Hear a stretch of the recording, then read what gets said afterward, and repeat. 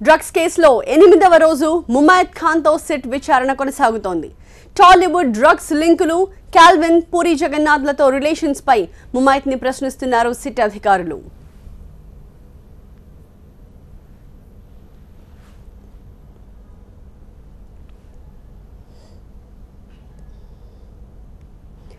టాలీవుడ్ కు సినిమా చూపిస్తున్న సిట్ విచారణ 8వ రోజు కొనసాగుతోంది. పూరి టు చార్మి వరకు ఇప్పటివరకు 7గురి విచారణలో బయటపడిన విషయాల ప్రకారం మరిన్ని వివరాలు కూపి లాగుతున్నారు సిట్ అధికారులు. డ్రగ్స్ తీసుకుంటారా? కాల్విన్ మీకు ఎలా తెలుసు? కాల్విన్ మొబైల్లో మీ నెంబర్ ఎలా ఉంది? కాల్విన్కి మీకు మధ్య సంభాషణ జరిగింది. పూరితో పరిచయం ఎలాంటిది? పూరి కాల్విన్ల పార్టీలకు వెళ్లేవారా? పార్టీలు ఎక్కడ జరిగేవి? పార్టీలో డ్రగ్స్ తీసుకునేవారా? డ్రగ్స్ ఎవరు ఆర్డర్ ఇచ్చేవాళ్ళు? డ్రగ్స్ ఎవరు తీసుకొచ్చేవాళ్ళు? ఇలాంటి ప్రశ్నలు సంధిస్తున్నారు సిట్ అధికారులు.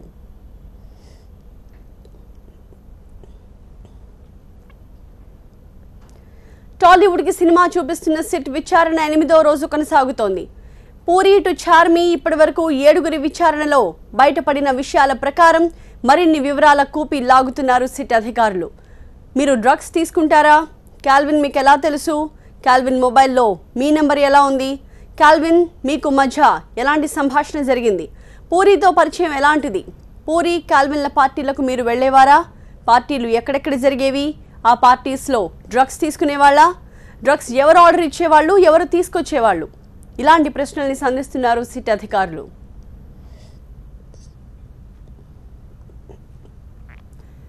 బిగ్ బాస్ షోలో బిజీగా ఉన్న ముమైత్ ఖాన్ సిట్ విచారణ కోసం ఒకరోజు స్పెషల్ పర్మిషన్తో ఆ షో నుంచి బయటకొచ్చారు. నిన్న రాత్రి ముంబై నుంచి హైదరాబాద్కి చేరుకున్నారామె. శంషాబాద్ ఎయిర్పోర్ట్లో ల్యాండ్ అయిన ముమైత్ ఖాన్ మీడియాకి ముఖం చాటేశారు. ఇప్పటికింకా నా వయసు 16 సాంగ్తో ఫేమస్ అయిన ముమైత్ ఖాన్కి పోకిరి డైరెక్టర్ పూరి జగన్నాథ్తో ఉన్న క్లోజ్ అసోసియేషన్పై వివరాలు సేకరిస్తున్నారు సిట్ అధికారులు. డ్రగ్స్ కేసులో టాలీవుడ్లో 12 మందికి సిట్ నోటీసులు సర్వ్ చేసిన క్రమంలో ముంబై నుంచి ఘాటుగా స్పందించారు ముమైత్ ఖాన్. తనకు డ్రగ్స్ ర్యాకెట్తో ఏ సంబంధము లేదన్నారామె. అసలు తనకు ఎలాంటి నోటీసులు అందలేదన్నారు. తన పనేదో తాను చేసుకుంటున్నట్టు చెప్పారు. డ్రగ్స్ తీసుకుంటే ఆ విషయాన్ని భయం లేకుండా చెప్పే ధైర్యం ఉందన్నారు ముమైత్ ఖాన్.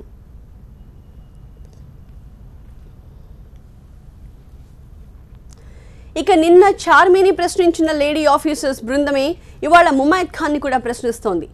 పవన్ కుమార్ నేతృత్వంలో inspector Renuka, inspector Jayalakshmi, sub inspector Sravani మహిళా అధికారుల బృందం చార్మిని ప్రశ్నించారు. ఇదే బృందం ఇవాళ ముమైత్ ఖాన్ని కూడా ప్రశ్నిస్తోంది. మొదటి రోజు డైరెక్టర్ పూరి జగన్నాథ్ని 11 గంటలు, రెండో రోజు కెమెరామ్యాన్ శ్యామ్ కే నాయుడిని దాదాపు 6 గంటలు, మూడో రోజు నటుడు సుబ్బరాజుని దాదాపు 13 గంటలు, నాలుగో రోజు హీరో తరుణ్ని 13 గంటల పాటు, ఐదో రోజు నవదీప్ని దాదాపు 11 గంటల పాటు, అలాగే ఆర్ట్ డైరెక్టర్ చిన్నాని దాదాపు 5 గంటల పాటు విచారించిన సిట్ అధికారులు హైకోర్టు ఆదేశాలతో నిన్న చార్మిని మాత్రం ఉదయం 10 గంటల నుంచి సాయంత్రం 5 గంటల వరకే విచారించారు. ముమైత్ ఖాన్ని కూడా ఉదయం 10 గంటల నుంచి సాయంత్రం 5 గంటల వరకే విచారించే అవకాశం ఉంది.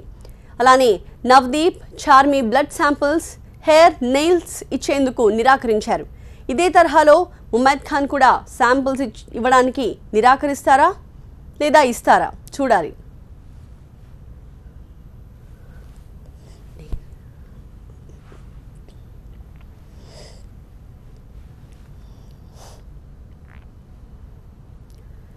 ముమైత్ ఖాన్ పూర్తి పేరు ముమైత్ అబ్దుల్ రషీద్ ఖాన్.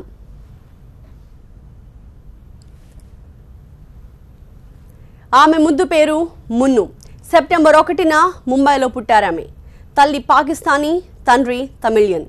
పాకిస్తాన్ నుంచి వలస వచ్చి ముంబై పరిసర ప్రాంతాల్లో స్థిరపడ్డారు ముమైత్ ఖాన్. ముమైత్కి 4 చెల్లెళ్లున్నారు.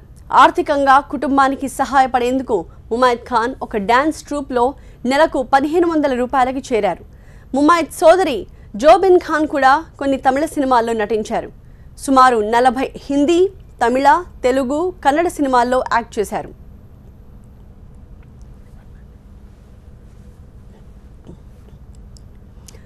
ప్రస్తుతం ముమైత్ ఖాన్ విచారణ కొనసాగుతోంది. సిట్ కార్యాలయం వద్ద నుంచి మా ప్రతినిధి దేవి మరింత సమాచారం అందిస్తారు. దేవి.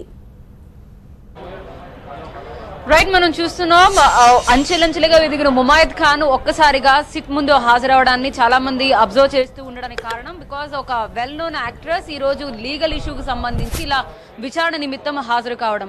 అండ్ ఈ రోజు సిట్ విచారణ అధికారులు అయితే చాలా స్ట్రిక్ట్ గా ఉన్నారు. అంటే గతంలో ఇంతకు ముందు రోజు జరిగిన విచారణ కావచ్చు, ఈ రోజు అయితే మాత్రం చార్మి ఎంట్రన్స్ అప్పుడు జరిగిన పరిణామాలు ఏవైతే ఉన్నాయో వాటి నుంచి ఒక చిన్న లెసన్ లా భావించి ఇప్పుడు కేవలం మహిళా పోలీస్ అధికారులు మాత్రమే ఉన్నారు. చాలా చాలా చాలా కామ్ గా జరిగింది ఆమె ఎంట్రన్స్ కూడా, ఎక్కడ హడావిడి లేకుండా.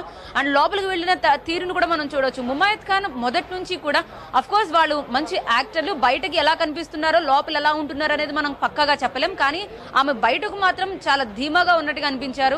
లోపల ఎలా ఉంటారు అనేది మాత్రం ఒకవేళ టెన్షన్ అయితే ఉండొచ్చు, బికాజ్ వాళ్ళు ప్రూఫ్స్ తో సహా వాళ్ళు ప్రశ్నలు వేయబోతున్నారనే ఇన్ఫర్మేషన్ ఉంది కాబట్టి ఆ ప్రూఫ్లను సమర్థించుకోవడానికి ఎలాంటి ప్రయత్నాలు చేస్తూ ఉంటారనేది మాత్రం బయటకు కప్పిపుచ్చుకోవడానికి అంత ధీమాగా ఉన్నట్టు కూడా యాక్ట్ చేసి ఉండొచ్చు. బట్ మనకేం తెలియదు ఎలా ఉంటుందనేది.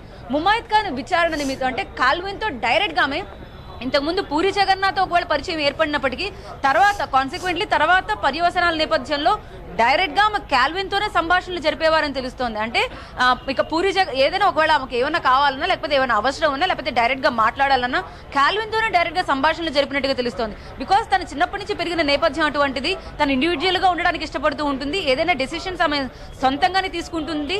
ఎవరిపైన డిపెండ్ అయ్యే వ్యక్తిత్వం కాదు. కాబట్టి ముమాయత్ ఖాన్ డైరెక్ట్ గా ఏమైనా కావాలనుకుంటే ఆమె కాల్విన్ తో సంభాషణలు జరిపేవారని తెలుస్తోంది. సో అదే ఇక్కడ కీన్ గా అబ్జర్వ్ చేస్తున్నారు. అదే ఇప్పుడు కీలకంగా మారింది. కాల్విన్ తో ఎలాంటి పరిచయాలు ఉండేవి, అవి డ్రగ్స్ వైపుకు దారి తీసాయా, ఆ తర్వాత డ్రగ్స్ సప్లైకి సంబంధించింది ఏమైనా ఇన్ఫర్మేషన్ మీ దగ్గర ఉందా, పూరి జగన్నాథ్ తో ఇన్ని సంవత్సరాల నుంచి మంచిగా అసోసియేట్ ఉన్నారు కాబట్టి ఏమైనా ఇంపార్టెంట్ విషయం సిట్ అధికారులు రాబట్టబోతున్నారా ముమాయత్ ఖాన్ తరపు నుంచి అనేది కూడా మనం చూడాల్సి ఉంటుంది. ఇక సిట్ అధికారుల విచారణ అయితే మాత్రం చాలా సీరియస్ గా కొనసాగుతున్న నేపథ్యంలోనే టాలీవుడ్ కి సంబంధించి 12 మంది ఇప్పుడు విచారణ ఎదుర్కొంటున్నారు కాబట్టి ప్రతి ఒక్కరు ఇప్పుడు ఫోకస్ పెట్టినట్టుగా కూడా మనం భావించవచ్చు. ఇక బిగ్ బాస్ షోకి సంబంధించి ఇంతకు ముందు కూడా మనం మాట్లాడుకున్నాం. ఒక వింత పరిస్థితి అయితే ఎదురైంది. కాకపోతే ఇలాంటివి సహజం. అంటే ఇంతకుముందు బాలీవుడ్ లో జరిగిన 10 సీజన్లో కూడా ఎప్పుడైనా లీగల్ గా సంబంధించిన ఇష్యూ వస్తే మాత్రం తప్పనిసరి పరిస్థితి కాబట్టి వాళ్ళు బయటకు వచ్చి వెళ్ళేవారంటగా తెలుస్తోంది. అయితే బయటకు వచ్చినప్పుడు ఎవరితోని వాళ్ళు ఈవెన్ వాళ్ళు బయటకు వచ్చిన విషయం కూడా బయటకు తెలియదు. ఎందుకంటే అలాంటి రూల్స్ ఉంటాయి కాబట్టి వాళ్ళు ఫ్యామిలీ మెంబర్స్ కావచ్చు లేకపోతే ఫ్రెండ్స్ కావచ్చు ఎవరితోని కాంటాక్ట్ అవ్వకూడదు. ఏదైతే లీగల్ గా ఉందో అది మాత్రం చూసుకుని వాళ్ళు వెళ్ళిపోవాలి కాబట్టి సో బయటకు వచ్చిన తర్వాత ఆమె పూర్తిగా తనని తాను కప్పుకొని బయటకు వచ్చిన దృశ్యం మనం చూస్తాం. అండ్ జనరల్ గా కూడా ఎవరైనా సెలబ్రిటీలు బయటకు వస్తే కనిపించకుండా వాళ్ళని వాళ్ళు దాచుకునే ప్రయత్నం చేస్తూ ఉంటారు. దట్టు ముమాయత్ ఖాన్ ఎక్కువగా ఇలా చేయడం మీడియా కూడా చూసింది. సో నిన్న శంషాబాద్ ఎయిర్పోర్ట్ లో ఎవరికి కంటపడకుండా వచ్చే ప్రయత్నం చేశారు. బట్ ఈ రోజు మాత్రం ముమాయత్ ఖాన్ ఒక రకమైన కంప్లీట్ ఒక బ్లాక్ సూట్ లో కనిపించారు.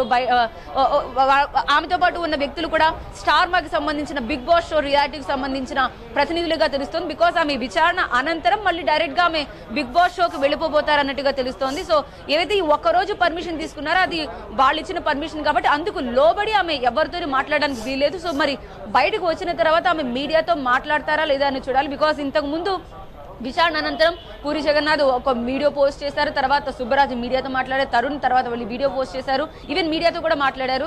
ఇవన్నీ చూసాం. కానీ ఇప్పుడు విచారణ అనంతరం ముమాయత్ ఖాన్ మీడియాతో మాట్లాడతారా లేదా అనేది కూడా మనం స్పష్టంగా చెప్పలేము. ఏవైనా ఒక రూల్స్ కి లోబడి ఉంటే కనుక ఆమె మాట్లాడకపోవచ్చు. అదేవిధంగా బ్లడ్ శాంపిల్ కి సంబంధించి ఏవైతే చార్మీకు కోర్టు ఆదేశాల ప్రకారం ఈవెన్ ఫ్రీ వాళ్ళు నవ్దిప్పుడు ఎవరి కోర్టుని ఆశ్రయించలేదు. తను స్వచ్ఛందంగా ఇవ్వాలనుకుంటే ఇవ్వచ్చు, లేకపోతే లేదు. అదే కేసు డైరీలో రాస్తామని సిట్ విచారణ అధికారులు కూడా చెప్తున్నారు కాబట్టి బహుశా ఆమె ఇస్తారా లేదా అనేది కూడా మనం చూడాల్సి ఉంటుంది. ఒకవేళ అదే ధీమాతో ఉంటే ఏం జరిగినా పర్లేదు నేను అన్నిటికీ సిద్ధం అనుకుంటే గనక ఆమె బ్లడ్ శాంపిల్ కూడా ఇచ్చే అవకాశం ఉంటుంది. లేదు అలాంటిది వ్యక్తిత్వానికి సంబంధించిన అంశం కాబట్టి బ్లడ్ శాంపిల్ ఇవ్వకపోవడానికి కూడా ఆమె 99% ఇవ్వకపోవడానికి ఛాన్సెస్ ఉన్నట్టుగా తెలుస్తోంది. దేవి కానీ చార్మి కోర్టుని ఆశ్రయించారు. కొన్ని అభ్యంతరాలు ఆమె వ్యక్తం చేశారు దర్యాప్తు జరుగుతున్న తీరు పట్ల. దానికి తనకున్న అభ్యంతరాలు ఏంటి, తాను కోర్టుని ఎలాంటి పర్మిషన్స్ ఇమ్మని రిక్వెస్ట్ చేశారని పలు అంశాలను ఆమె ప్రస్తావించారు. కోర్టు వాటిలో దాదాపు అన్నిటికీ ఓకే చెప్పింది except for the legal adviser తన వెంట వెళ్ళడం గురించి. అయితే అదే రూల్స్ అండ్ రెగ్యులేషన్స్ అవే డైరెక్షన్స్ ఇవాళ ముమాయత్ ఖాన్ విచారణకు కూడా అప్లై అవుతాయని భావించాలా? ముమాయత్ ఖాన్ విచారణ కూడా సరిగ్గా 5 గంటల లోపే ముగించాలి అని సిట్ అధికారులు భావిస్తున్నట్టు అనుకోవచ్చా? ఎగ్జాక్ట్లీ, బికాజ్ చార్మి ఏవైతే మెన్షన్ చేసిందో అవి వాళ్ళు యాక్చువల్గా మెన్షన్ చేయాల్సిన అవసరం కూడా లేదు. అవి ముందు నుంచి ఇస్తున్నాం అంటున్నారు. ఏదైతే బ్లడ్ శాంపిల్ కి సంబంధించింది అన్నారో అది మేము ముందు నుంచి ఇస్తున్నామని వాళ్ళు సిట్ అధికారుల వైపు నుంచి కూడా రిట్ పిటిషన్ లో వాళ్ళు కూడా దాఖలు చేసి వివరణ ఇచ్చారు. అదే విధంగా ఒక లీగల్ అడ్వైజర్ కి సంబంధించింది తప్పితే మిగతావన్నీ కూడా అది వాళ్ళ లీగల్ అడ్వైజర్ లోపలికి ఎలవ్ చేయట్లేదు. అది కోర్టు కూడా దానికి సంబంధించి ఎటువంటి అనుకూలంగా అయితే మాత్రం చార్మికి అనుకూలంగా అయితే విషయం చెప్పలేదు. సో వీళ్ళు ఒక మహిళ కాబట్టి ఇప్పుడు వరకు ఈ 12 మందిలో 2 మహిళలు ఇప్పుడు ఫేస్ చేస్తున్నారు. చార్మికి ఏవైతే ఉన్నాయో ఆబ్వియస్లీ ముమాయత్ ఖాన్ కూడా అవే వర్తిస్తాయి. సో అందుకనే 10 గంటల నుంచి 5 గంటల వరకు, ఇంతకుముందు 10 గంటల 30 నిమిషాలకు విచారణ మొదలైంది. ఇప్పుడు మనం ఎగ్జాక్ట్ గా నిన్న చార్మికి 10 గంటలకు మొదలైంది, ఇప్పుడు ముమాయత్ ఖాన్ కూడా 10 గంటలకు మొదలైంది. సో 5 గంటల ఏదైతే గైడ్ లైన్ ఏదైతే టైం ఉందో ఆ టైం కంటే సరిగ్గా 4 గంటల 45 నిమిషాలకు తను వచ్చింది. సో ఇప్పుడు కూడా 5 గంటల వరకు వినియోగించుకోవచ్చు. ఒకవేళ ఏమైనా విచారణ ఇంకా కావాల్సి ఉంటే కనుక మరుసటి రోజు లేకపోతే మళ్ళీ ఒక పర్టికులర్ ఒక డేట్ అయితే మెన్షన్ చేసి మళ్ళీ ఆ డేట్ కి మళ్ళీ ముమాయత్ ఖాన్ మళ్ళీ తిరిగి రప్పించుకునే అవకాశం ఉంటుంది. సో ఒక విమెన్ గా అది తిను కూడా అవివాహిత, సో పెళ్లి కాలేదు కాబట్టి as it is Charmi petition వేసింది. పిటిషన్ తరపు నుంచి తన కోర్టు తరపు నుంచి తెప్పించుకుంది. కానీ అవేమి అవసరం లేకుండానే ముమాయత్ ఖాన్ కూడా వర్తిస్తాయి ఒక విమెన్ గా కాబట్టి. సో యాజ్ ఇట్ ఈస్ అవే ఫాలో అవుతున్నారు. అందుకే బృందం కూడా మార్పు లేదు. ఒక Pavan Kumar assistant excise officer కి సంబంధించింది తప్పితే మిగిలిన ఎవరైతే ముగ్గురు ఉన్నారో రేణుక, జయలక్ష్మి, శ్రావణి ఎవరైతే ఉన్నారో ఆ ముగ్గురే మళ్ళీ ముమాయత్ ఖాన్ కూడా విచారిస్తున్నారు. సో మహిళా బృందం కూడా మారలేదు. అదే విచారణ అధికారులు అయితే వీళ్ళ సమక్షంలో సిట్ అధికారులు అసలైన వాళ్ళు ఉన్నారు. వాళ్ళ సమక్షంలో మహిళా అధికారులు కూడా తోడై ఈమెకి ఏమైనా ఇబ్బంది కలగకుండా కొన్ని విషయాలు ఏమన్నా బయటకు చెప్పడానికి ఏమైనా ఇబ్బంది పడితే కనుక అప్పుడు మహిళా అధికారుల సమక్షంలో ఆ విషయాలను అడిగించే ప్రయత్నం చేస్తున్నారు. సో యాజ్ ఇట్ ఈస్ మనకి ఇంతకు ముందు ఏవైతే విచారణకు సంబంధించిందో అవే గైడ్ లైన్స్ ప్రకారం ఇప్పుడు ముమాయత్ ఖాన్ విచారణ కూడా జరుగుతోంది. రైట్ దేవి, మొత్తం మీద 2 గంటల నుంచి ముమాయత్ ఖాన్ విచారణ జరుగుతోంది. ఉదయం 10 గంటలకి ఆమె సిట్ కార్యాలయానికి చేరుకున్నారు. అనంతరం ఆమె విచారణ ప్రారంభమైంది. నిన్న చార్మిని విచారిస్తున్న మహిళా అధికారులే ఇవాళ ముమాయత్ ఖాన్ని కూడా విచారిస్తున్నారు.